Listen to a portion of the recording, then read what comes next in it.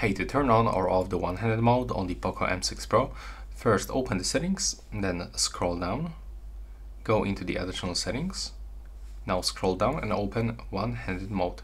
From here you will have to click on this switcher, and now to turn on the one-handed mode, we have to swipe from the left or to the right on the navigation panel. So let's try if it actually works.